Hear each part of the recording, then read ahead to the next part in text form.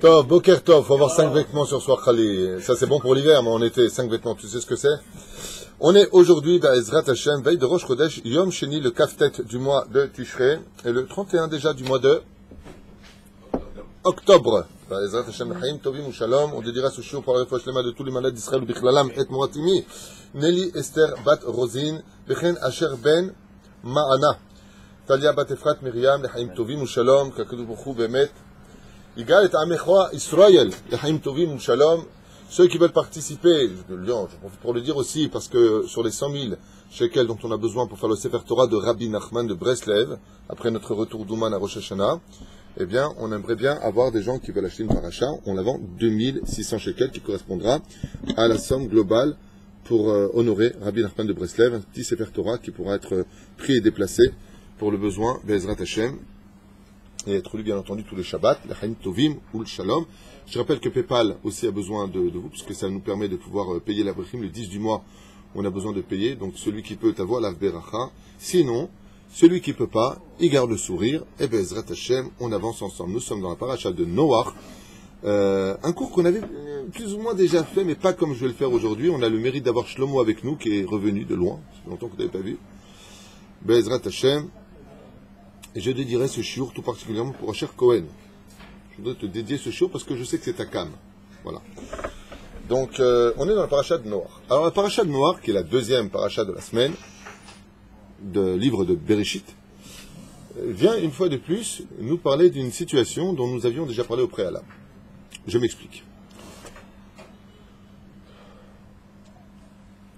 Le premier verset de la Torah nous dit Bereshit, bara Elokim, et Hashamim ve'et haaretz. Je vous l'ai expliqué, je crois, hors caméra. En tout cas, j'en ai fait un cours Shabbat. Au commencement, le Créateur du monde créa le ciel et la terre. On se serait attendu que le fait que le Créateur du monde ait créé le ciel et la terre, ce soit un monde parfait. Et là, on reçoit une grande gifle dans la tête, puisque le deuxième verset nous dit Ve'haaretz hayta tohu vavohu ve'choshech al pnei tehom ve'ruach Elohim merachefet me'al pnei hamayim. Le deuxième verset vient nous dire que la création du monde est une catastrophe, puisqu'il est tohu bohu, informe, difforme, non constructible, c'est une catastrophe.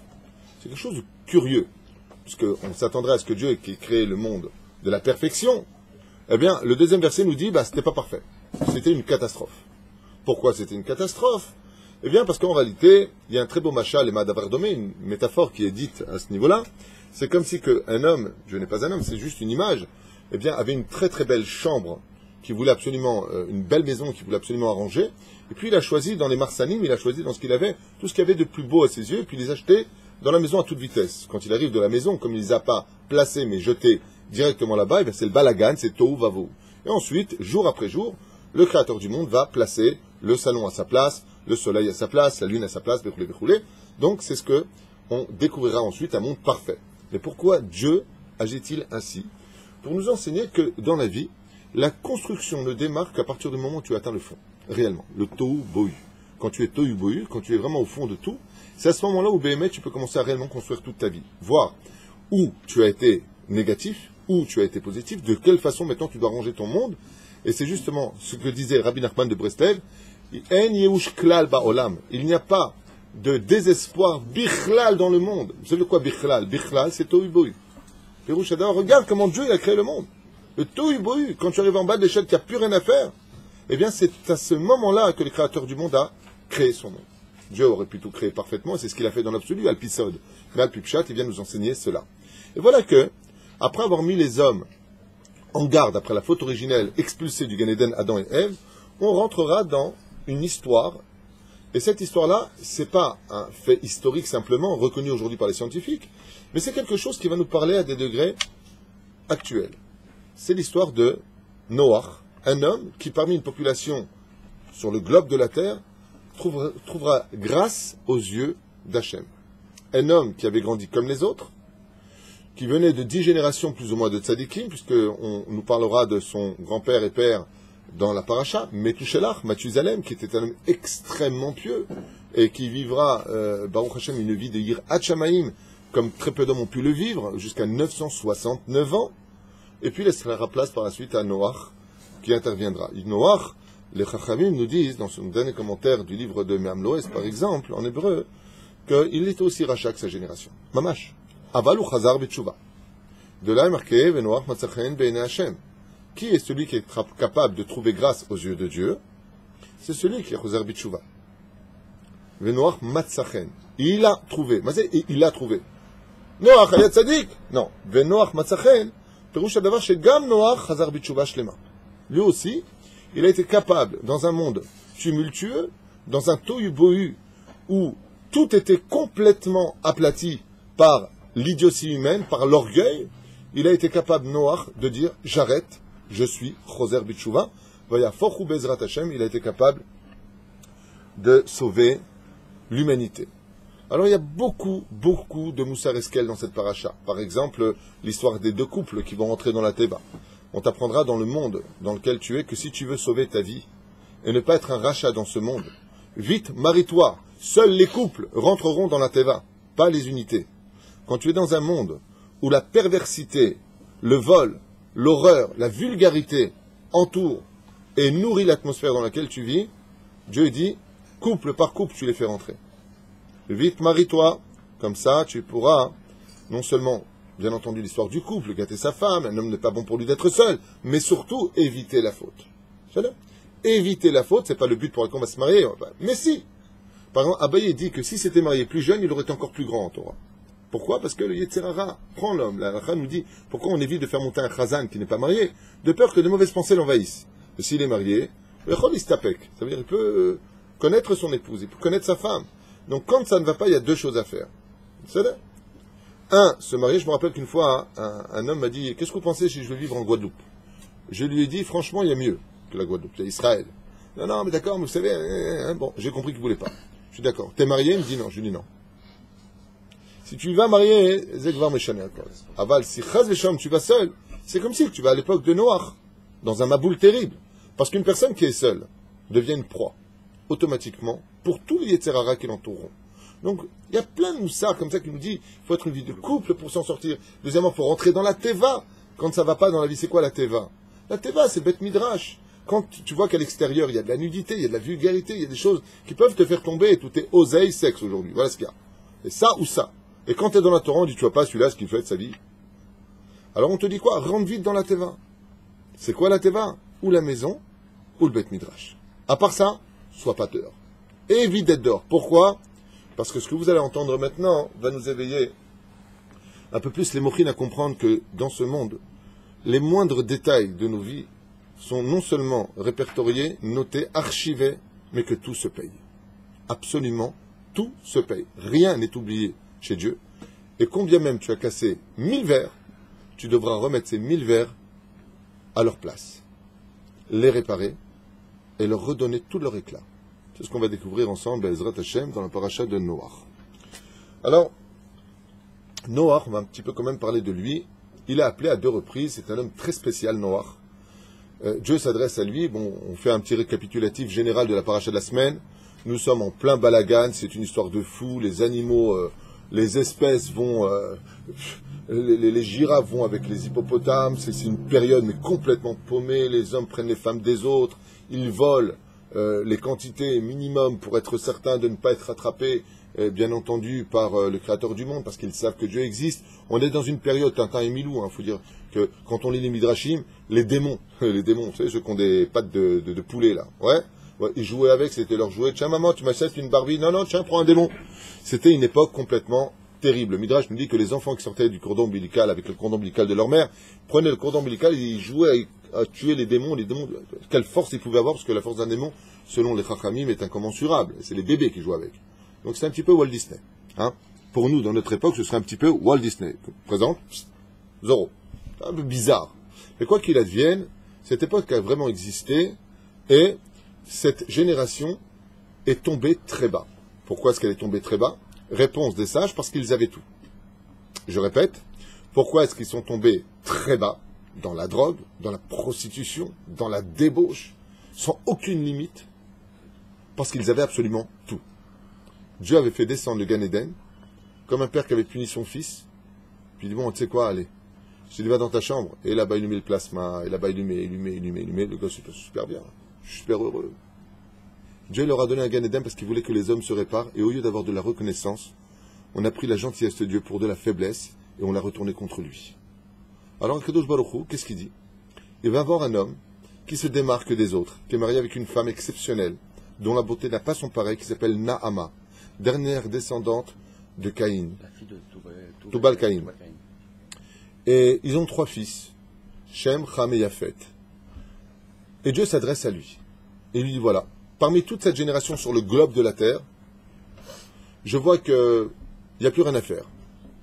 Les hommes sont partis à un tel degré de déchéance morale qu'ils se sont confondus avec les forces du mal à un tel degré qu'on ne peut plus. On ne peut plus. Là, il faut les laver.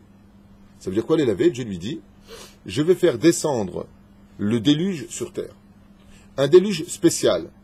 Un déluge qui viendra du magma du centre de la terre et un déluge qui viendra du monde d'en haut. Et Akadosh Baruch Hu, triste, entre guillemets, il faut comprendre de quoi est-ce qu'on parle, dit à Noach, je vais te donner 120 ans pour construire une arche. Une arche qui fera donc 150 mètres, puisqu'elle fait 300 coudées, soit 150 mètres de long. À une époque où, je le dis, les enfants sont capables de, d'accord, lever des poids incommensurables. Noach ne comprend pas très bien le message de Dieu. Et il dit à Hachem, mais 120 ans pour faire une arche, c'est un clou par mois? Tu veux que je fasse pendant 120 ans? Et Akadosh Baruch Hu lui dit, pendant ces 120 ans, les habitants, les gens, CNN, TF1, Antenne 2, ils vont voir que tu fabriques un bateau en pleine forêt, en plein Yabasha, dans un lieu. Ils vont se poser des questions.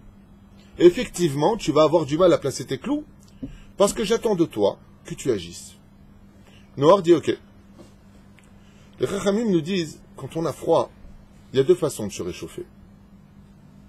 Il y a celui qui va se mettre un manteau en fourrure, une bonne couverture si vous préférez, et puis il y a celui qui va allumer le feu, et puis il va se réchauffer. Il y a 2 façons donc de se réchauffer. Ou je me mets une grosse couverture en laine, ou une parva si vous préférez, comment on appelle ça une parva, c'est la fourrure. Ou alors tout simplement, j'espère que Brigitte Bardot ne regardera pas le cours, ou alors tout simplement une bonne couverture en laine. Allez, comme ça elle se calme. C'est là. Noach, d'après vous, il allume un feu pour se réchauffer, ou il met une grosse couverture sur lui parce qu'il a froid? Pourquoi il met une couverture? C'est que pour lui. La différence, dit la chassidoute, il y a 2 façons de se couvrir quand on a froid. Il y a celui qui pense qu'à lui, qui va se couvrir lui-même, et il y a celui qui va penser aux autres. Parce qu'il a froid, il dit les autres aussi ont froid, donc j'allume un feu. Ça, c'est Avram Avinu qui rentre dans la fournaise ardente et fait un kiddush Hashem avec ce four, dans la paracha de l'Ech Lecha, où tout le monde va dire, il y a Dieu. Regarde, il est rentré dans le feu, et il a refroidi les ardeurs. Il y a un Dieu. Il aurait pu faire son petit monastère, sa petite synagogue à lui, les Lefel Avdalim, et puis voilà, moi je suis religieux, Dieu. Noach ne comprend pas le message. Il va répondre, attention, ne vous trompez pas, quand on vous dit que Noach n'a pas prié pour sa génération, c'est faux. Il a prié. Il n'était pas chassid, quoi. Seulement, il n'était pas chassid. Et la Torah le dit. Qu'est-ce qu'il était? Tzadik. Aya, Bedorotav. Tzadik, pas chassid. Et cette notion de tzadik revient à lui. C'est-à-dire que Noach, quand les gens venaient, qu'est-ce qu'il disait? Mais qu'est-ce que tu fais, Noach, en train de fabriquer tout ça? T'es pas un peu débile? Tu t'ennuies? Ah, tu fais une boîte de nuit style bateau? Bateau ciseaux? Et Noach disait, non, pas du tout, le créateur du monde va vous envahir parce que vous faites n'importe quoi. Bon, alors celui-là, qui t'a dit? Ouais, vous allez crever au Guéhinam. Bon, vraiment, alors tu crois qu'on a peur? En plus, on a les géants, enfin, la paracha la semaine dernière, les Néphilim sont ici. Des hommes mi-anges, mi-démons, mi-hommes. On ne sait pas comment réellement les définir. Et Marc Lequet de savoir si vraiment on parle de Néphilim, qui sont spirituels hommes. En tout cas, la tradition est comme ça. Quoi qu'il advienne, ils n'ont pas peur. Et pourquoi ils n'ont pas peur? Imaginez un homme qui connaît le président. Il a les meilleurs avocats.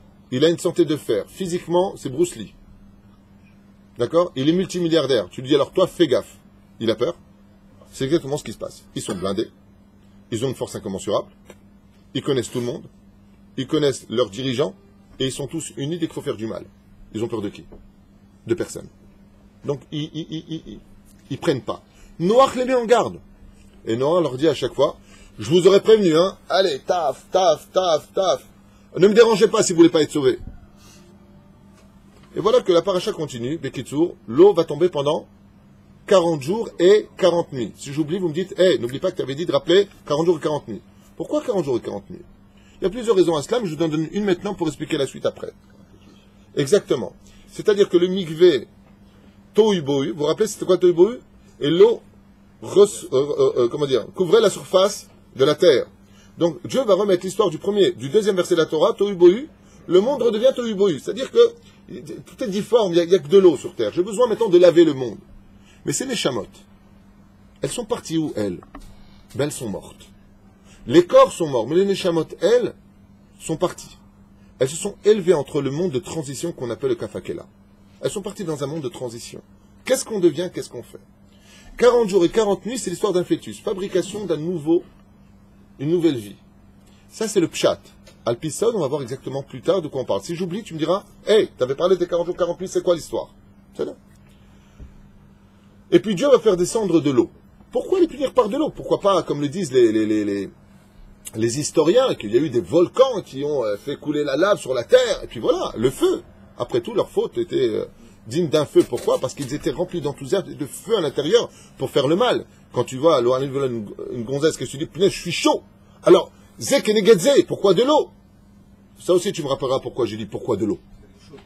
De l'eau bouillante, certes. Donc le chaud rappelle que tu as fait la vera avec enthousiasme, ça avait le champ chaud, alors l'eau était bouillante. D'accord. Ils ne sont pas morts noyés, ils sont morts noyés et brûlés. Selon le Midrash. Parce que Dieu ne plaisante pas. Il laisse, mais quand ça tombe, ça fait mal. 7000 degrés selon le Midrash. Mais les poissons ne sont pas morts. Les poissons ne sont pas morts, pourquoi? Comment ils ont réussi à tenir à l'eau chaude? Tout simplement, non, parce que l'océan était... Ils sont descendus au fond de l'océan, ils ne sont pas restés en haut. On n'a même pas commencé la préface du cours, je voudrais juste avancer à fond. Là, on est juste dans un récapitulatif général de tout ça.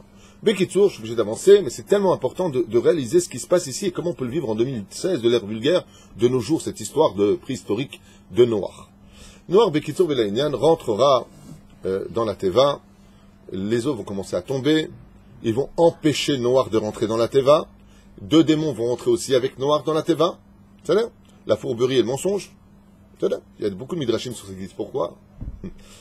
Et puis Noach va faire pendant une année entière, puisque le déluge va tomber pendant 40 jours, et le 17 du mois de Marcheshvan, justement, eh bien, il va commencer à envoyer un corbeau. Le corbeau va manquer de respect à Noach, en lui disant, ouais, tu m'envoies parce que tu veux aller avec ma gonzesse. Alors, Noach lui dira, tu es un oiseau de malheur, et le corbeau va être maudit. D'ailleurs, 3 vont être maudits pendant cette période tumultueuse du déluge, qui sont le chien, le corbeau et Cham. C'est pour ça que les 3 sont sortis noirs de la Teva. Alors que quand ils sont rentrés blancs et ils sont ressortis noirs. C'est pour ça qu'il y a un remède que quand le corbeau est né, quelle couleur il est? Il est blanc et après il devient noir. Ken. Parce qu'à la base, le corbeau devait être blanc. C'est un animal pur au niveau de son essence. Mais comme il avait un esprit malsain, c'est pour ça qu'il est symbolique de sorcellerie. Quand on voit des corbeaux, Blanche-Neige avec la sorcière, il y a toujours un corbeau. C'est pas Stam fait. C'est un oiseau de malheur, c'est un oiseau dit de malheur. C'est pour ça que ce sont des animaux d'ailleurs qui attaquent, même vivants, plusieurs espèces comme les corbeilles et les khanazal derrière. Je ne vais pas m'attarder sur le corbeau, quoiqu'il y ait beaucoup de choses à dire sur ça. Et ils ont fait tchouva avec justement Chabakouk et le prophète Elion Avizar qui sont venus les nourrir. Là, ils ont racheté leur faute. Les chiens, pareil, pourquoi? Parce que Dieu a dit, comment vous pouvez vous accoupler alors que le monde est détruit? Vous pensez à vous faire du plaisir. Alors le chien perdra son identité, sera maudit, mais retrouvera sa bénédiction quand? À la sortie d'Égypte, puisque les chiens n'ont pas aboyé, donc enfin ils ont retrouvé leur statut d'animal proche de l'homme qu'élève. Et le troisième, c'est Cham qui est parti avec sa femme pendant ce malheur alors que les gens hurlaient d'heure et mouraient, et lui il a pensé aller avec son épouse, d'où va naître justement un personnage de cette union du nom de Kenaan. D'accord? Kenaan, qui porte le pays d'Israël par la suite, qui viendra se créer, plus tard se greffer sur le pays d'Israël. Kenaan, Kan, Ani, ici c'est trouver la pauvreté du pays dans lequel ils sont. Donc ils descendent de l'arbre, et puis voilà que il se passe un truc sympathique dans le paracha. Je vous fais ça vraiment en kitsour, je suis obligé d'avancer parce que ce serait des heures et des heures à expliquer tout ça, mais c'est tellement beau, pur et long et profond. Noach descend de l'arche. Et là, l'image qui se présente à lui, c'est le tohu bohu. Il n'y a plus d'arbres, il n'y a plus de vie, il n'y a plus personne. Vous vous rendez compte, il y a 8 habitants sur Terre. Toute la Terre est composée de 8 habitants. Noach, sa femme, 3 fils, 3 femmes. Zéro! Et une femme enceinte, pardon. 8 et demi. Et les animaux descendent, Kol Wahad ul Mezalosh, ils se cassent, ils vont faire leur truc. Noir, la première des choses qu'il pense à faire, c'est pas de créer une ville, c'est de planter une vigne. Il a pris des raisins, du zera de raisin, c'est-à-dire de la, je sais pas comment du zera de raisin, Des graines. des graines de raisin, puis il a commencé à planter une vigne. Et la seule chose qui préoccupait Noir, c'était absolument que les raisins poussent vite. Dieu fait un miracle, il aide. Les raisins poussent. Dès que les raisins sont mûrs, il les prend, met dans la meule, il prend son âne et il commence à fabriquer du vin. Et il boit de ce vin. Cette histoire de boire du vin est très commentée par les sages. Pourquoi? Tu sais, quelque part, quand on n'arrive pas à noyer sa tristesse, parce qu'il est vraiment triste, Noir, eh bien on boit du vin. Et Dieu lui en veut énormément pour ce qu'il vient de faire. Alors c'est vrai qu'il a bu beaucoup trop de vin. Cette Avera, puisque vous savez que la Gemara nous dit dans Masechet Pesachim que Dieu déteste les Shatzanim, ceux qui se saoulent, les Shikorim, ceux qui se saoulent, Akadosh Baruch Hu déteste. On dit si tu bois un verre, tu es bien, tu es doux comme un agneau. Et après tu finis dans la fange comme le porc quand tu bois 4 verres de vin. Boire du vin, c'est une science. Il faut savoir où s'arrêter, il faut savoir comment boire le vin. C'est sa mère les vavenoches. Mais Noach, non, il a besoin d'oublier tout ça. Et Dieu lui en veut. Et pourquoi il lui en veut? Rabbi Haïtaï Blomet à la Vachalom, quand il a vu ses livres brûlés, il buvait 2 à 3 bouteilles de boucha par jour. Dieu lui a jamais dit je suis fâché. Noach a mal. Alors pourquoi Dieu lui en veut? Parce qu'il s'est rendu compte que finalement il a rien fait pendant tout ce temps-là. Absolument. Dieu lui en veut en lui disant quoi, tu te caches dans une bouteille de vin maintenant? Tu ne pouvais pas réaliser ce que tu viens de voir maintenant? Alecha Neemar, Ezeu Chacham Aroet Anolad. L'intelligent, c'est celui qui a été capable de voir ce qui allait ressortir d'un malheur. Et toi, tu t'en es pas inquiet. Sur ce, Noach, Dieu ne lui reproche pas de boire du vin. Mais Akadosh Baruch Hu, il lui dit, tu t'es pas occupé et préoccupé de la vie. En tuant ces gens, lui dit Hachem, si tu avais prié pour eux, si tu avais encore plus pris de temps, si à 120 ans tu m'as dit, non, Hachem, j'ai pas fini, il faut encore un peu de temps, peut-être encore une vie, peut-être on peut sauver encore une personne. Alors il y aurait eu plus d'enfants sur terre. Mida Keneged Mida lo Batla, Kenan le voit nu, il se moque de lui. Il appelle son père Ham, il dit, hey, regarde, ton père est nu. Il dit, mais attends, viens on fait un calcul. La terre est ronde, on n'est pas bête, on va pas mettre des millions d'années pour comprendre que la terre est ronde, déjà à leur époque ils le savaient très bien. Ouais. On va pas se partager la terre avec plus d'enfants. Il va aller avec sa femme, il va nous faire des frères, attends, faut peut-être pas abuser, hein. On va lui couper le sifflet. Pourquoi on va lui couper le sifflet? Comme ça, il ne pourra pas avoir d'autres enfants et la terre se divisera pour 3 personnes, et pas 4, pas 10. Ouais. Alors il lui coupe la vie. Il lui coupe le sexe. Pourquoi Dieu laisse faire une chose pareille? Parce qu'en ne te battant pas pour ceux qui étaient autour de toi et leur sauver la vie, tu as aussi tué leurs enfants. Tu ne t'es pas battu. Et Noach pleure. Et il sait qu'il a commis une grave erreur. Et il sait, Noach, qu'il a commis une grave erreur. Mais cette grave erreur, elle a quand même une empreinte dans l'histoire. Alors l'histoire continue après, le Dora Plaga, il va vivre l'histoire de la tour de Babel, et puis ils vont se créer les pays, Mishpechot Adama, où chaque personnage qui naîtra avec un nom, bien Mitzraïm va créer le pays de Mitzraïm, Pout va créer le pays de Pout, et puis Ashur va créer le pays de Ninvé. Chacun portera son nom, et en fin de compte, on découvrira dans la Torah en réalité qu'ils avaient déjà leur langue.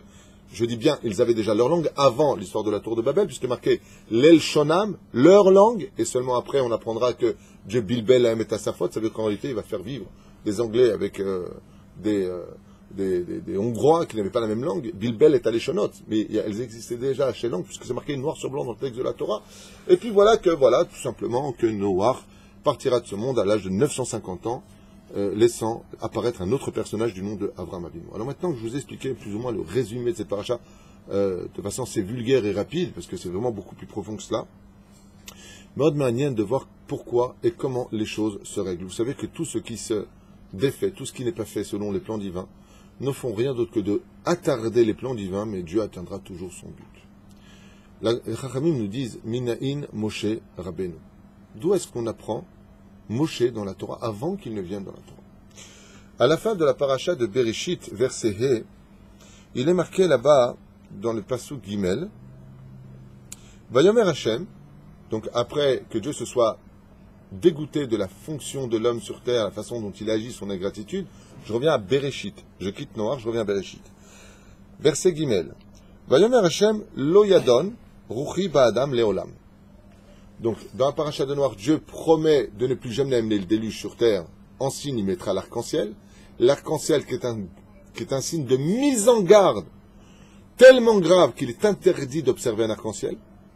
De l'observer, sinon tu baisses la qualité de ta vie, nous dit la Gemara. Et voilà que Dieu nous dit, Lo yadun ruchi ba'adam le'olam, beshegam ou basar.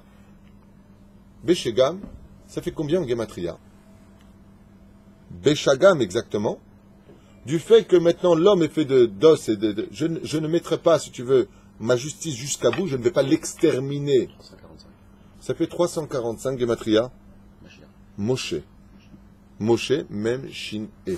Beshagam, ici la Torah, avant de s'adresser à Noach, elle a préparé le médicament au problème qui allait surgir. Beshagam, hu basar. Je vais créer un homme de chair et d'os qui viendra réparer tous les dégâts jusqu'à sa venue. Comment s'appelle cet homme? Beshagam. Beshagam, c'est Moshe Rabbeinu. Et d'où est-ce qu'on voit que c'est lui? La suite du verset nous le dit. Vehu Yamav, et lui, sa vie, oh, c'est lui sa vie, Me'av Esrim Shana. Il aura 120 ans de vie. Pourquoi 120 ans de vie? Pourquoi un homme doit-il vivre 120 ans de vie? Pour réparer les 120 ans de fabrication d'une arche que je t'ai demandé pour faire teshuva à une nation entière qui était tout autour de toi. Voilà pourquoi je te donne 120 ans de vie, Moshe. Parce qu'en 120 ans de vie, tu vas réparer ce qui n'a pas été fait par toi-même. Et qui c'est ce toi-même? C'est Noach. Mon Noach, quand il est décédé à l'âge de 950 ans, Akadosh Baruch Hu lui a dit, Noach, il y a eu beaucoup de dégâts et beaucoup de bonnes choses. Grâce à toi, tu es le père de la terre. Tu es le père de toutes les nations du monde. Mais tu n'as pas su sauver ce peuple. Tu n'as pas su sauver ces nations. Et ils ont été éparpillés. Et ils sont tous morts. Ils sont tous morts à cause de toi. Parce que tu n'as pas su trouver les mots qu'il me fallait. Et qu'est-ce que tu as dit? Noach, je ne sais pas prier, moi je ne suis pas Ish Dibouri. Je ne suis pas un homme de la parole. Je ne suis pas un homme qui sait parler. Alors Dieu lui a dit, tu verras que tu reviendras dans les mêmes conditions. Tu seras bègue. Pas fait pour parler. Et pourtant, tu prieras pendant 120 ans pour ton peuple. C'est Moshe Zenoach. Et vous allez le voir maintenant dans le texte. Je vais appeler le Soda Hashmal. Et on va faire des comparaisons. Parce qu'il y a des millions de choses à dire. Vous faites kiffer comme ça à toute vitesse rapide. Rapide de la Kassegilanos. Très simple. Regardez ce que nous enseignent les Mekoubalim. Quand Moshe est né, d'accord? Où est-ce qu'il a été mis pour être sauvé? Non. D'abord dans une teva. Teva. La deuxième fois dans la Torah on voit le mot Teva, arche, c'est pour Moshe. Qui est dedans? Il n'y a que lui. Il n'y a que d'un coup. Qui était dans la Teva? Il y avait Noach. Et qui était dans la Teva? Il y avait Moshe. Tu repars à zéro. Allez, compte à rebours, lui dit Hachem. Tout se répare sur terre. Tu crois que c'est du hasard? Maintenant la Teva elle flottait sur quoi? Des eaux tumultueuses. Moshe, tu repars à zéro. Ta vie redémarre Noach, en tant que nouveau personnage pour 120 ans de tikkun. Toi aussi, tu vas être sur la surface des eaux. Et c'est ce qui est marqué par Remez Batia. Mazé Batia, les Chachamim ils disent, la Shekhinah de Dieu, le monde d'en bas. C'était la fille de Pharaon. Et pourquoi la fille de Pharaon? Parce que Pharaon, ce sont les lettres du mot Pera, mauvaise bouche. Celui qui n'a pas su prier pour les autres. Mais la reine, toutes les allusions sont là. Pourquoi est-ce qu'elle appelle d'un coup Moshe? Le verset nous dit Ki machiti ou minamaim. Parce que tu as été sauvé des eaux. En réalité, elle ne parle pas de Moshe qu'elle vient de sauver le bébé qui vient d'être sauvé des eaux. Mais Batia vient de voir Beroua HaKodesh qu'en réalité la naissance de Moshe venait d'un homme qui a été sauvé des eaux à l'époque du déluge qui était noir. La reine Atanikra mi Ki machiti ou marpatlecha. Tu t'appelles David parce que c'est Gematria Yad. On s'en fiche de d'où, pourquoi tu t'appelles Moshe. Elle lui dit non. Ki machiti ou minamaim. C'est parce que tu as été sauvé des eaux, Noach, qui est devenu Moshe. Et non pas parce que je viens de te sortir maintenant des eaux. Ça, c'est le pshat, ça existe. Mais en réalité, Batia vient lui faire une allusion qui est très précise. Elle vient lui dire, toi, tu reviens des eaux. Donc, si je fais comme ça un petit... À cause de qui sont-ils morts toute la terre dans la paracha de Noach? À cause de Noach. Par quel élément ils sont morts? Par l'eau. Moshe Rabbeinu mourra dans le désert à cause de quel élément? L'eau. L'eau. Tout le monde se pose la question en disant, mais je ne comprends pas une chose. Le peuple d'Israël, est-ce qu'une seule fois on le voit pour prier pour Moshe qui rentre en Israël? Et c'est ce qu'il dit, Moshe. Il dit, c'est à cause de vous. Vayechal, Moshe. Si vous regardez le mot Vayechal, Moshe Rabbeinu, il dit, je comprends pas. Moi, j'ai tapé le rocher pour que l'eau, elle surgisse par le biais de la prière. Mais j'ai préféré sauver vos vies. Parce que si j'avais frappé le rocher, si j'avais parlé au rocher et qu'il m'aurait obéi, ça vous aurait fait une accusation à vous qui n'écoutez pas, si ce n'est qu'après qu'on vous donne des coups sur la tête. Donc moi, je vous ai sauvé par les eaux. Et vous priez pas pour moi, le peuple. Et le peuple ne ressent pas le besoin de prier. Tout ce que fait Dieu, c'est bien. Pourquoi Dieu laisse une telle chose se faire? En réalité, Dieu empêche le peuple de prier. Pourquoi? Il dit tout simplement, est-ce que toi, tu as prié pour sauver la terre noire? Alors que les eaux allaient les tuer, de la même façon, tu mourras dans le désert à cause des eaux, et personne ne priera pour toi, Moshe. Pas parce qu'ils sont mauvais, parce que c'est ton tikkun. Tikkun de ne pas comprendre en regardant le peuple d'Israël en disant, dans la paracha de Ré, vous allez rentrer en Israël, vous allez vivre sur cette terre. Mais moi, personne prie pour moi, vous me laissez seul, il n'y a pas de problème. Et je vais mourir. Je vais être seul, il n'y aura personne pour m'accompagner, ça vous fout pas les boules? Et regarde comme ça, il dit, mais Dieu nous a demandé de rentrer en Israël. Comme Noach le dit. Dieu m'a demandé de rentrer dans la Teva. Akol Tikkun. Et c'est maintenant que vous allez comprendre. C'est qu'en réalité, si vous avez compris que Moshe était celui qui donnerait la Torah, alors qui était Noach? Moshe. Qui devait donner la Torah à cette époque?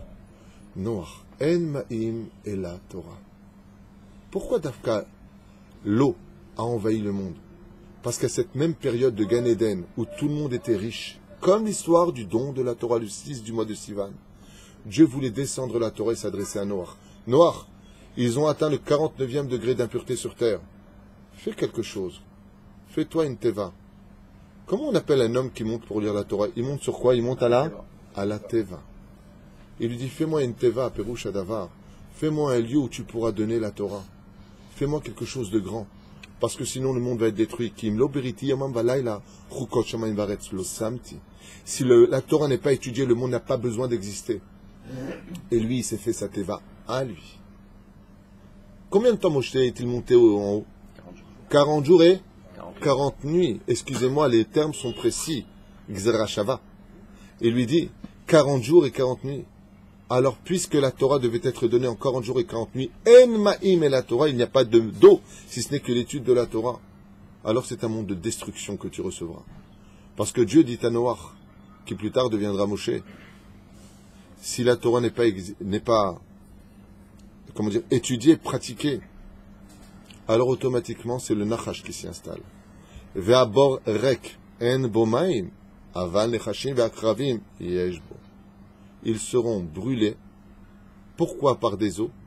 Parce que la seule chose dans le corps qui représente la même douleur que la piqûre d'un serpent ou d'un scorpion, c'est de l'eau bouillante. Un homme qui se fait mordre par le venin d'un scorpion ou d'un serpent dit « ça me brûle ». C'est un liquide qui brûle. Et c'est ce que lui dit Hachem. Noach, j'attendais de toi que tu répares le monde. Noach, je pensais que tu allais créer une teva pour recevoir la Torah.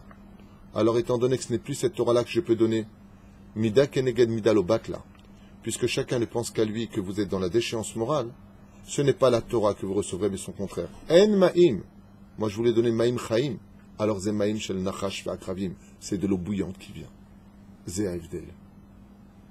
Kol choser le tikkuno. Velachen Noach ici, pourquoi est-ce qu'il retrouve sa vie plus loin? Tout simplement pour cette notion-là. Le Moshe matzachen be'nei Hashem. Ne lis pas Moshe matzachen, et Moshe a plu aux yeux de Dieu. Moshe Noach be'nei Hashem. Moshe était Noach aux yeux de Dieu. Seul Dieu savait qui était Moshe. Alors je vais vous faire comme ça des petites comparaisons rapides. On avait déjà fait un cours comme ça, je me souviens, il y a très longtemps. Et une fois qu'on a expliqué ça, on pourra revenir sur des explications un peu plus sympathiques. Dans le Sod HaChashmal, le Rav Yekutiel nous ramène ici des comparaisons. Vous êtes prêts? On fait la liste assez rapidement. Mais vous allez comprendre les textes de la Torah, comment ils viennent exactement. Du côté de Noach, il y a marqué Noach lo itpalel maspik latil et haolam. Vous voyez, il y a bien marqué qu'il a prié. Aval lo itpalel maspik. Qui est celui qui va tellement prier que Dieu lui dire arrête, ça suffit, c'est trop? Moshe. Être un homme. Noach, le itpalel maspik. Moshe itpalel yoter midai. Moshe aya. בסדר? ולכן כתוב שהמבול נקרא על שמו, et c'est pour cela d'ailleurs, et là il y a quelque chose de dur à entendre. Comment on appelle le maboul dans la Torah? Comment c'est appelé dans la Torah le maboul? Mei Noach, les eaux de Noach. Imaginez qu'un homme se trouve dans un building, il descend les escaliers, il n'a rien à voir avec le problème, le feu prend dans le building. Comment s'appelle le mec? Roland. On appellera le feu de Roland. Mais Roland, il descend des escaliers comme un touriste dans l'histoire. J'ai rien fait, trop de messages sur mon dos. Et dans la Torah, comment ça s'appelle? Va'amabul nikra al shmo shel Noach, mei Noach, les eaux de Noach. Pour dire que si le déluge s'est abattu, c'est sous la responsabilité de Noach. Et c'est pour cela que Moshe Rabbeinu donnera la Torah pour réparer les eaux de Noach. Parce que les eaux sont un signe de bénédiction. Et si les eaux ne descendent pas, que la sécheresse s'abat sur le peuple, c'est parce qu'on n'étudie pas assez la Torah. Alors l'eau ne descend plus. Noach banateva, 120 ans. Moshe Rabbeinu velo itpalel maspik latil et ha'am. Lachen Moshe itpalel be'ota mida be'oto zman. Shenoach nifran mibnei doro v'nichnas ateva katuv be'etzem hayom hazeh ba Noach. Et il fut qu'au milieu de cette journée est venu Noach.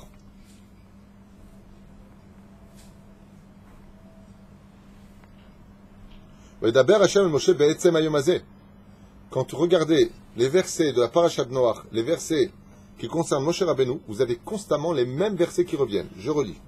Be'etzem hayom hazeh ba Noach. Il y a marqué un Parashat Noach. Et ce fut au milieu de la journée qu'est venu Noach. Et chez Moshe, il est marqué dans le Sefer Devarim. Be'daber Hashem el Moshe be'etzem hayom hazeh les morts. C'est au milieu de la journée qu'il s'est adressé. Allez al har ha'aravim hazeh. Monte au-dessus de cette montagne. Bnei Doro shel Noach nisu linsoa knisato shel Noach. Qu'est-ce qui a marqué? La génération de Noach a empêché Noach de monter dans la Teva.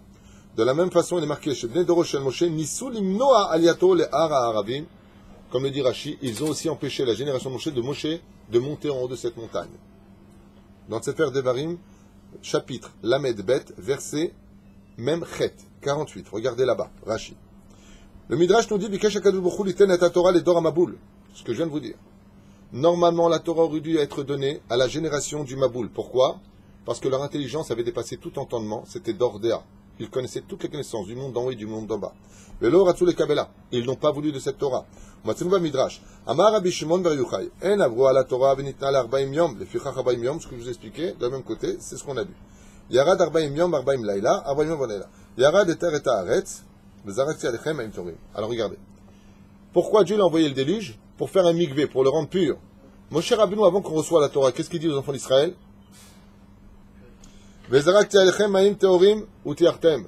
Et j'ai jeté de l'eau sur vous, pure, pour vous rendre pur et recevoir la Torah. La génération de Moshe aussi reçoit de l'eau. Mais cette fois, c'est de l'eau pure, pour recevoir la Torah. Une question comme ça, si vous avez compris de quoi on parle depuis tout à l'heure. Celui que Moshe Rabbeinu a sorti d'Égypte, ce peuple dont on parle, c'est qui? C'est toute la réincarnation du Dor HaMaboul. Et c'est pour ça que comme il y avait le Zera, le Gar'in, qui venait de la descendance de Shem, qui sont les Hébreux qui naîtront en Égypte, Moshe Rabbeinu a dû sortir aussi son propre peuple. Moshe Rabbeinu n'était pas que le berger du peuple juif. Il était aussi, écoutez bien, le responsable du Rêve Rav. Et qui était le Rêve Rav qui sont sortis selon Rabbeinu Bachye? Des milliards. Selon Rabbeinu Bachye, on parle de milliards. 1 milliard, je crois, un truc comme ça. 900 millions, pardon. 900 millions. Il y en a qui disent plus, il y en a qui disent on s'en fiche, celui qui croit, il croit pas, c'est pas le problème. Mais pourquoi Moshe Rabbeinu a sorti le Erev Rav? Parce que c'était son tikkun à lui. C'était ceux qui habitaient dans les autres pays, pour lesquels Noach n'a pas prié. Donc Moshe n'a pas tenu compte de leur vie. Mais tant qu'ils sont dans le tumulte de l'Égypte, les 10 plaies, qui va mettre le monde chaos tovavo, comme le déluge le fit, qui va détruire ce pays d'Égypte, Moshe Rabbeinu ne pouvait pas sortir sans l'Erev Rav. Il en avait lui la responsabilité. D'où l'expression de Dieu au Har Sinaï. Amchachata, le peuple que tu as, à toi, le Erev Rav, lui aussi est tombé. Donc c'est ta responsabilité. Je tourne la page et j'ai bientôt fini. מי שרוצה ללכת ולשוט במי התורה, צריך להיכנס לטבע, מרמז לטבע, את התורה, התפילה. Il dit pourquoi est-ce qu'il est rentré là-bas? Pendant une année entière, vous savez que Noach a fait que du chesed dans la teva. On avait fait les midrashim ensemble. Il s'est même fait frapper par le lion parce qu'il avait tardé à lui donner à manger. Et de là, les chachamim nous disent Olam chesed ibané. Déjà depuis la Bereshit, c'est déjà dit ce verset. Le monde tiendra sur la construction du chesed, de faire du bien à autrui. C'est parce que justement Noach n'avait pas fait de chesed vis-à-vis de sa population qu'il fera du chesed vis-à-vis des animaux. Et pourquoi? Si vous observez bien, tous les grands de la Torah, que ce soit David Ameler, Moshe Rabbeinu, Yosef Hatzadik, Avraham Avinu, tous ont été sélectionnés parce qu'ils ont été capables de faire du chesed avec des animaux. Si tu es capable de faire du chesed avec des animaux, tu peux être certain que tu peux faire du chesed avec l'homme. Avant qu'il ne rentre dans la Teva, Noach ne s'occupait pas des animaux. Alors il n'a pas eu assez pitié des hommes. Mais une fois qu'il est rentré dans la Teva, et qu'il s'est occupé pendant une année des animaux, et qu'il a vu qu'il n'y avait plus d'hommes sur terre, alors son cœur s'est fendu en deux. Ça s'appelle monter du bas vers le haut. Mi shemerachel à la brioche, à la kadosh baruch hu, kal vachomer shirachem al ainushut. Celui qui a de la pitié pour le monde animalier, bevadaï qu'il a encore plus de pitié pour le monde. Et celui qui est le contraire, il y avait des gens qui étaient contraires. Pourquoi? Parce qu'il y a beaucoup plus également d'avoir de la compassion pour un être humain qu'un chien. Alors, plus forte raison que si tu as pitié pour un chien, tu auras pitié pour un homme. Il n'y a que des gens tordus comme les SS, qui avaient pitié de leurs chiens, mais n'avaient pas pitié des hommes. Pourquoi? Parce que comme eux étaient moins que des chiens, c'est normal que leur niveau, le chien, l'animal, était un animal supérieur à eux. Est-ce que tu comprends ce que je suis en train de dire? C'est pas une blague, c'est pas une insulte. L'esprit des SS, des Allemands, de tous nos ennemis, c'est un esprit qui est tellement animal que l'animal a plus de morale que lui. Ce qui fait que quand ils ont d'amour pour lui, l'homme est tellement au-dessus d'eux qu'il ne peut pas avoir de pitié pour eux. Ils ne connaissent pas, c'est comme des anges. De pitié pour un ange, pareil. Une marchema bezichram. Prinat Torah Baaron. Moshe Rabbeinu Badanon Tinoch, Ayav, on l'a lu. Mova b'cheshbon Admor Yechiel me'ostro tzva. Qui dit comme ça, je bateva yam makom le shishim ribo anashim. Combien y avait-il de monde qui pouvait rentrer dans la Teva? Les Chachamim ont fait un calcul et ont dit, dans la Teva de Noach, pouvait comprendre l'opachot velo yoter, 600 000 hommes à l'intérieur pouvaient s'y trouver. Combien Moshe a-t-il sorti d'hommes? 600 000. Le Maboul Amaim Yardou Bigvura. L'Amaim Gavru Meod Meod Chamesh Esre Ama Nimala Gavru Amaim. 7 mètres au-dessus de la plus haute des montagnes, 5, c'est-à-dire 15 amot. Anochil Velo Yelecha Mipi Agvura Shema'anum. Donc dans la Gevura c'est 15 amot, dans la Kabbale. Et quand Dieu a donné sa Torah, il lui a répondu Anochil Velo Yelecha Mipi Agvura Shema'anum. Ce sera de la bouche de la Gvura. Noach Haya et Ateva. לא בזה עליונות האדם על החי, ולכן הותר לאכול את החי לאחר המבול. Étant donné que Noach n'a pas montré de supériorité, parce que lui avait été sauvé, dans la Teva il s'est comporté avec une énorme humilité, Dieu lui a permis en sortant de la Teva c'est de l'arche, de consommer des animaux, uniquement après. Moshe גילה את העליונות האדם על החי, על ידי התורה, ודילולי התורה מצאנו שכתוב, נשאר כבהמות נדמו, donc on a été comparé nous aussi à cela, du même niveau que les animaux, ולכן Moshe לימד אותם את השחיטה. Moshe leur a appris la shrita. ונוח מצא חן בעיני השם, גם כתוב שמשה, וגם מצא חן בעיניי. Moshe a remarqué, il a plu aux yeux de Dieu, ce que je vous ai dit. Noach היה מבחינת עוד ו' של שם הוויה. Dans la Kabbale, Noach appartient au niveau des lettres du tétragramme à la lettre Vav. C'est là? Yud-ke, Vav-ke. C'est là? Et c'est pour cela que Noach a pu être sauvé, car l'identité de l'âme de Noach correspondant à la lettre Vav, qui est la lettre de la vie. Il faut savoir que la lettre Vav, c'est la lettre qui représente la vie. C'est pour ça que c'est une grande sigoula, quand tu appelles ton fils ou ta fille, qu'il y ait la lettre Vav à l'intérieur. Yehuda, par exemple. Eliaou. C'est là.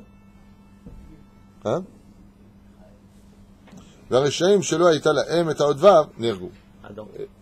Moshe היה מבחינת עוד ו' שנהוויה ברכו בזכות זה ניצול מבני ישראל מקריאת ים סוף הרשעים. Et c'est pour ça que seul Moshe. Maintenant vous allez comprendre un mamar du Hari HaKadosh. Le Hari HaKadosh, il dit que nul homme est indispensable sur terre, sauf un homme, Moshe Rabbeinu. Loulé Moshe Rabbeinu leolam lo yotzi bnei Israël b'Mitzrayim. Le Hari HaKadosh, il dit, si c'était pas Moshe qui nous avait sorti du pays d'Égypte, on n'aurait jamais pu sortir. Et pourquoi? Pourquoi? Maintenant vous allez entendre un petit secret. Pourquoi Noach a été le seul homme à être sauvé du déluge, lui et sa famille? Pourquoi? Celui qui était avec Noach. Parce que la lettre Vav, c'est la lettre qui fend la mort. C'est comme un bâton. C'est bien. Noach, Nitzol Mimaim, il a été sauvé des eaux. Pourquoi lui? Pourquoi il a créé une espèce d'auréole autour de cette Teva pour ne pas qu'elle se brise? Parce que la racine de Noach vient de la lettre Vav. Moshe Rabbeinu, lui aussi, vient de la lettre Vav d'Hachem. Quand il s'est retrouvé face à la mer Rouge, qui a refusé de s'ouvrir, qu'est-ce que lui dit Dieu? Nete et yadecha, tends ton bâton. En réalité, qu'est-ce que voulait lui dire Dieu, Alpisod? Tends le Vav de ta personnalité. Exige maintenant parce que toi tu es. Si Moshe n'avait pas été présent, personne n'aurait pu ouvrir la mer. Il dit, comme Noach a été sauvé des eaux par la lettre Vav, ainsi Moshe Rabbeinu a pu laisser passer le peuple dans la mer Rouge. Où là, ça aurait été le Maboul. Et si vous ne me croyez pas, regardez ce qui s'est passé dans la Parashat Béchalach. Qui a subi un Maboul identique à l'époque du Maboul? Les 600 chars de Pharaon, qui vont voir sur eux s'abattre un Maboul d'eau à 1800 mètres de profondeur. Écrasé, broyé, noyé, enfoncé. Exactement comme ça s'est passé pendant le déluge. Moshe Rabbeinu doit être suivi par le peuple, parce qu'il a avec lui la lettre Vav, la lettre de la vie qui fend les eaux. Qui mène à Maïmishitiu, Zé Moshe Rabbeinu. J'ai pas fini. Chez Noach ou Milshon, Menucha de Shabbat. Pourquoi est-ce qu'on appelle Noach? Pourquoi est-ce qu'il a été sauvé des eaux? Parce qu'il était Noach. Quelle est la mitzvah qui s'appelle Menucha? Menucha vesimcha, or la Yehudim. Il a fait de la lumière dans la Teva. C'est la mitzvah du Shabbat. Qu'est-ce que Moshe Rabbeinu a instauré au peuple juif? La mitzvah de Menucha du Shabbat en Égypte. C'est ce qu'il dit. Moshe vit et Shabbat atzma laolam. Qui Moshe Ombrim, Ismach Moshe. Moshe est heureux. Pourquoi est-ce qu'il est Ismach Moshe? Parce que Moshe a été le premier homme de l'histoire à avoir instauré de façon officielle en Égypte d'être Shomer Shabbat. Velachen Katuv, Bematanat Chelko. C'est pour ça que c'est son Chelek à lui. C'est sa partie à lui. Shabbat appartient à Moshe. Lachen, tout celui qui est Shomer Shabbat, il donne du mérite à Moshe. Ismach Moshe. C'est un chant qu'on doit tous chanter le Shabbat. C'est dans la Mida. Nachon. On le chante dans la Mida, Nachon. Le Noach ou Milshon Menucha Shabbat. Le Noach Haya Bom Miprinat Shabbat. Qu'est-ce qui a sauvé réellement ici Noach, il dit? Ça a été la mitzvah que les Atid Lavo, il allait donner le Shabbat aux enfants d'Israël. C'est pour ça que Noach Matzachen Be'ene Hashem. Que tout celui qui est Shomer Shabbat, même s'il a fait Avodah Zara comme Dorenosh, on lui pardonne toutes ses fautes. Dieu prend de l'eau qui vechol, il efface. Noach shenikra ish tzadik, nikra ish adama. Qui est appelé homme? Noach. Et qui ici a été appelé homme? Moshe nikra ish mitzri, ve ish haelokim. J'ai fait, j'ai oublié ça. Regardez, Noach, il a été appelé par deux titres. D'un côté, il est appelé l'homme tzadik, et après, il est appelé l'homme de la terre. Moshe Rabbeinu aussi, il a été appelé comme ça, mais c'est dans le sens contraire. Contre Ish Adama, l'homme de la terre, qui est péjoratif, Moshe a été appelé Ish Mitzri, l'homme égyptien, et contre le fait qu'il soit appelé Ish Tzadik, Moshe a été appelé Ish Haelokim. Et ainsi donc, Moshe Rabbeinu a pu faire rentrer le peuple d'Israël jusqu'aux frontières, mais n'a pas pu rentrer en Israël, tué par les eaux tumultueuses du déluge, qui était l'eau de Memeriva. Valze Ravu al Moshe Rabbeinu. Quand à Noach, quand la population disait, pourquoi Noach tu veux pas nous sauver? Pourquoi tu peux pas faire quelque chose? Mais j'arrête pas de vous prévenir, leur dit. Vous êtes des rebelles. Qui a dit cette phrase? Moshe Rabbeinu. Vous êtes des rebelles. Alors l'eau a refusé de se donner. Ainsi se finit le tikkun de l'homme. Il faut savoir que les Chachamim nous disent que toute la génération du déluge se sont retrouvés autour de Moshe. C'est pour ça qu'ils voulaient constamment tuer Moshe et attaquer les survivants qui étaient dans la Teva. La Teva, c'est l'étude de la Torah. Les Amalécites, les Cananéens, les Philistins, ce sont tous des réincarnations du déluge. Le Hari Akadosh nous dit qu'à la fin des temps, toutes ces générations, y compris le Dordéa, la génération de Moshe, seront présents pour le Mashiach. Tous seront présents. Et chaque juif aura l'occasion de rentrer où? Dans la Teva, dans le Beth Midrash, pour apprendre la Torah dans cette génération. Chez Nehema. Et qu'est-ce que fera l'homme pour être sauvé de Gog ou Magog? Cette fois, vous vous rappelez ce qu'il avait marqué là-bas? Dieu a juré de ne plus jamais envahir le monde par de l'eau. Mais il n'a jamais juré de ne pas l'envahir par du feu. La guerre de Gog ou Magog, c'est une guerre de feu. Esh. Mais la reine, qu'est-ce que fera l'homme? Qu'est-ce qu'il fera l'homme? Il y a Asok Batora Bigmilut Chassadim. Qu'est-ce que faisait Noach dans la Teva? Il étudiait les 7 lois Noachid et faisait que du chesed autour de lui. Alors il a été sauvé. Ou Maya c'est Adam. Si tu veux plaire à Dieu, si tu veux être sauvé, rentre dans la Teva. Vous avez compris pourquoi les 3 Seudot sauvent de la fin des temps, du Geinam, des Tsarim, de Chevlo Shel Mashiach, de la guerre de Gog ou Magog? Parce que Noach dit Moshe a donné le Shabbat. Et quand on est capable de faire du chesed de Shabbat et de manger les 3 Seudot, automatiquement, on sera protégé du maboule de feu de la fin des temps. Shelachem Shabbat Shalom.